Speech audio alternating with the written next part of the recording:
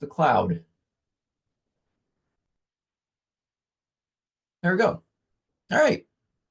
All right. This is for community and organization concentration, part of the MSW student orientation. This is the spring 25.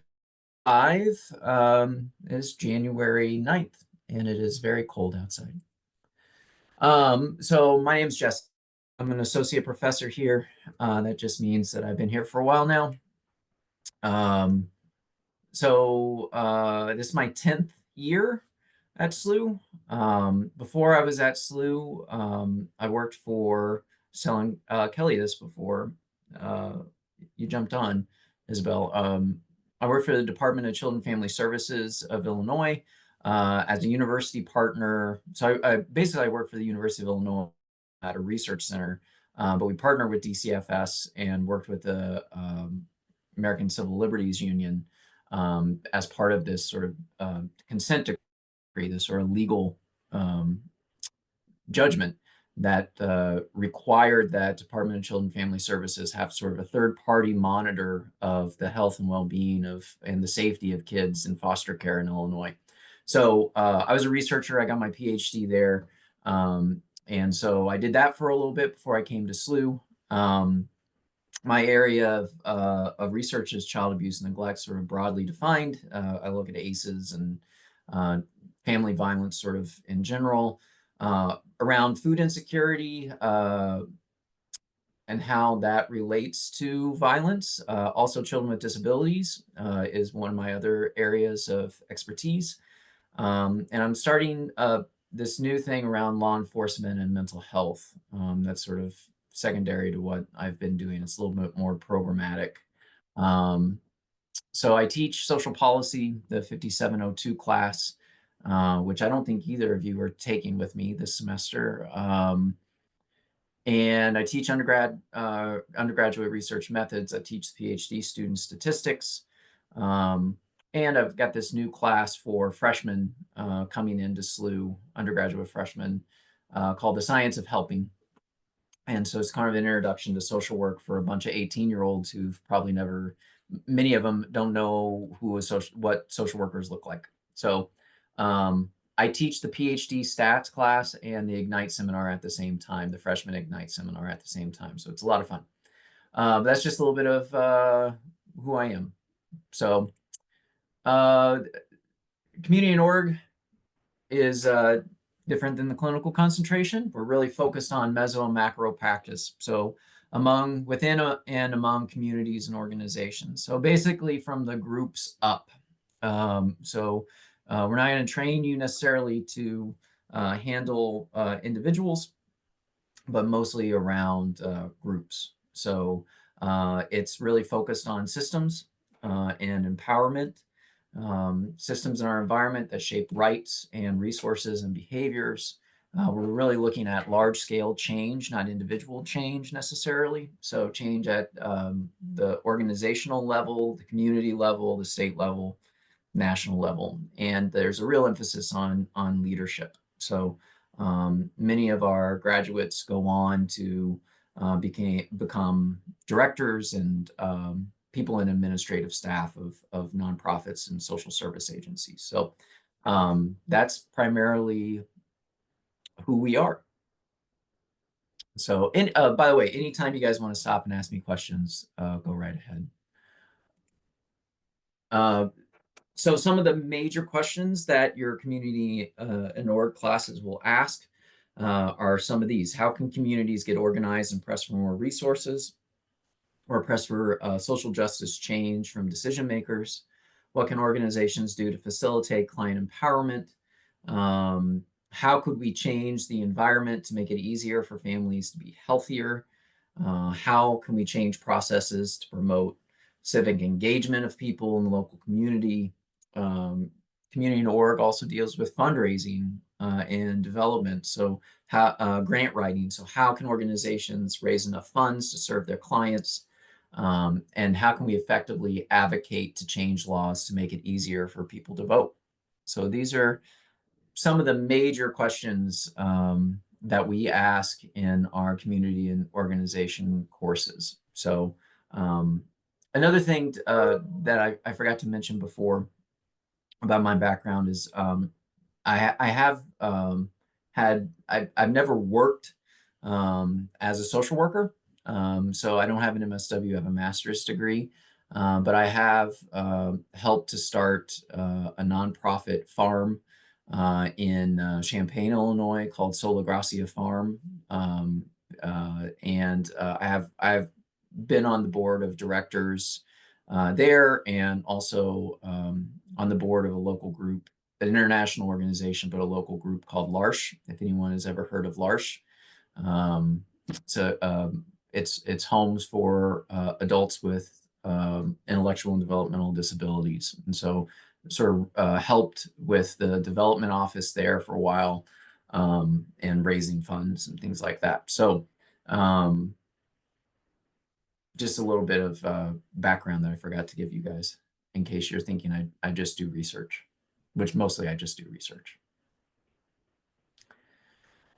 So if you're wondering, and I hope not because you've signed up, is the community and org concentration right for you? Do any of these apply? So are you energized by the idea of making change to the environment? Are you interested in broad social change, such as racial justice, or even smaller changes within a community? Are you interested in starting or running a program, nonprofit, or serving as an administrator? Um, do you enjoy organizing, facilitating events and community processes, making sure that everything is working smoothly in an organization, dreaming about what organizations might be able to do? Um, I really think sort of the org students, I wouldn't say above and beyond the clinical students, but a lot of our ComOrg students are very, very creative, creative thinkers, um, sort of more entrepreneurial in terms of how they view the world, and sort of how they're wired themselves. It's really exciting to be around ComOrg students because they're big thinkers, but also doers at the same time. So that's kind of how I've viewed our students in the past. I'm just going to keep going through these slides, and then at the end take questions from you all. Um, so the concentration, community and org concentration prepares you to be a community organizer, a program developer, an administrator, a policy practitioner. We haven't really talked much about that yet, but some of our students go on to do lobbying activity, like in Jeff City, and trying to change laws locally, as well as throughout the state.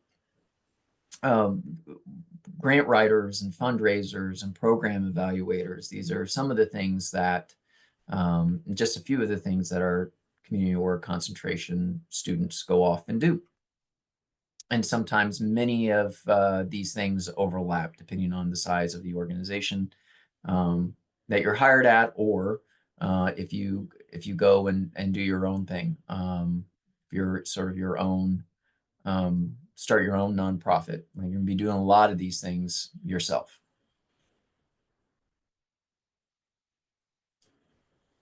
All right, so that kind of gets through the sort of the overview of how we think about our ComOrg concentration.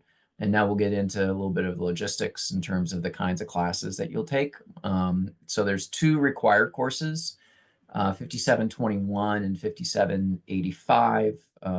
Julie teaches community theory and practice, Julie Birkenmeyer, and Steve McMillan teaches the organization and program planning class. And then you have a series of electives as well as your practicum. You can take ComOrg related electives, or you can even dip into some of the clinical classes if you wanted to take some of those, even the ones that aren't necessarily electives. It's just kind of open to you all. And just depending on what you want to do with your career. If you have a really specific idea, or you're still trying to figure it out, that will probably play into what kind of classes you select. And I'm sure you guys have gone over this, but you'll have a professor to help you choose electives if you want us to. Here's just some of the electives, the ComOrg specific electives that have been offered in the past. Sometimes we don't know exactly when these things are going to be offered, although Christy is doing a much better job of organizing these things moving forward. So nonprofit management, financial capabilities, and asset building practices. So I know Steve teaches the nonprofit management course. Julie teaches the financial capabilities and asset building practices course. That one is, both are fantastic. The financial capability course, Julie's been teaching for a long time, and that's her area of research. So social entrepreneurship, which I think Steve has taught in the past, practice in global issues. I think that's our new Professor Taya, who's fantastic. And then practice with families and communities experiencing poverty. I'm not sure who is teaching that course. And then there's other courses that will pop up as well. This is just sort of a sample of some of the courses that you might be able to take.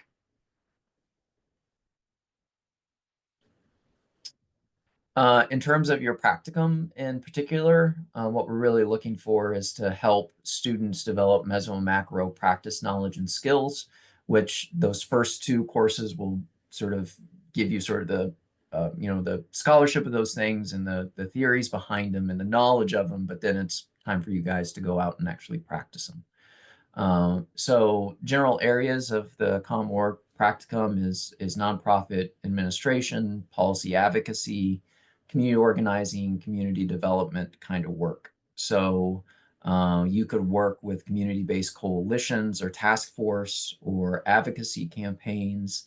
If you're doing any sort of administrative work, that could be around supervision, that could be work with the board of directors, grant writing, attend governmental meetings. It could be a whole range of different things, but again, sort of more focused on the meso and the macro part of social work. And it can be local, it can be state, it could even be national or international in its scope. So again, it's up to you, and it's up to how you match with the practicum sites that we have available.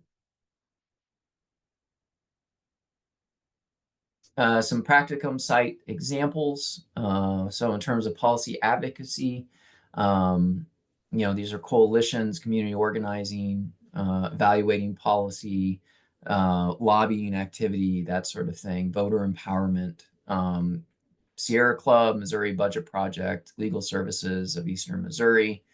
In terms of nonprofit administration, again, that's more program evaluation, policy work, fundraising, grant writing, working with boards, supervision, quality improvement, quality assurance. Those are really important for it, depending on how big the agency is that you're working for. But some of the areas where you might get some training. Some of these examples: Incarnate Word Foundation, Lutheran Family and Children's Services, Gateway Equity Institute, Healing Action, Arch City Defenders. It just kind of depends again what you're interested in.